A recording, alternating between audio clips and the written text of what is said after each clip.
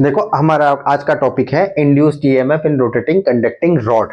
तो इसको हम 3 मिनट के अंदर कैसे कंप्लीट करें। देखो हमारे पास कोई रॉड दिया जिसकी लेंथ है एल और वो किसी एंगल पे किसी एंगुलर वेलोसिटी ओमेगा से घूमते हुए यहाँ पर पहुंच गई है थीटा पर।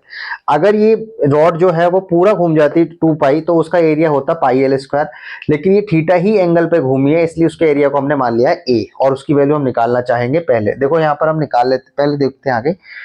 ये जो डॉट है यहाँ पर, ये डॉट दे रखा है, इसका मतलब होता है मैग्नेटिक फील्ड है जो कि प्लेन के परपेंडिकुलर आउटवर्ड को दिखाता है, इसलिए हमने यहाँ लिख भी दिया है आउटवर्ड मैग्नेटिक फील्ड को दिखाता है डॉट और इनवर्ड मैग्नेटिक फील्ड को दिखाता है क्रॉस। ओमेगा को हम लिख सकते हैं थीटा बाई टी और अगर स्मॉल चेंज या इंस्टेंटेनियस की बात हो रही है तो डी थीटा बटा डी। ओमेगा का नाम होता है एंगुलर वेलोसिटी, कोणीय वेग।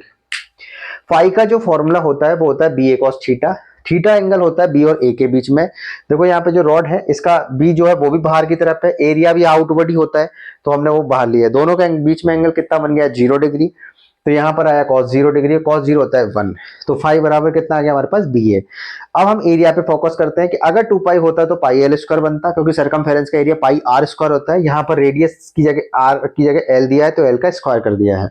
लेकिन हमसे पूछा थीटा एंगल पे ही गया, वो पूरा कंप्लीट नहीं किया, तो एरिया कैसे निकालेंगे, इन दोनों को गुणा करके इसका भाग दे देंगे। तो pi L square into theta बटा 2 पाई और ये काट पाई से पाई काटने के बाद एल स्क्वायर थीटा बाई 2 आ गया ए की वैल्यू। ए की वैल्यू को पुट कर देंगे यहाँ पर, तो फाई बराबर B into L square theta by 2 बराबर हो गया है B L square theta by 2। Induced EMF निकालने के लिए फेराडे और हेनरी का लॉ लगाएंगे जिसमें जिनके अनुसार क्या होता है ई बराबर D phi by D T. Phi ऊपर निकाला है वहां पे वैल्यू पुट कर देंगे, जो कांस्टेंट उसे बाहर निकाल देंगे। तो B L square by 2 common constant था बाहर, D theta upon D T, और D theta upon D T होता है ओमेगा, तो इसलिए ओमेगा साथ में आ गया। तो ई की वैल्यू आ गई 1/2 B omega L square. Current निकालने के लिए हम रेजिस्टेंस का भाग दे देते हैं, तो ये रेजिस्टेंस का भाग दे दिया, फाइनल आ गया B L square omega upon में 2 आर। चाहे कंडक्टिंग रॉड हो, चाहे रोटेटिंग व्हील हो, चाहे रोटेटिंग डिस्क हो, सब में इंड्यूस्ड ईएमएफ की वैल्यू सेम रहेगी, कितना 1/2 B omega L square. Thank you.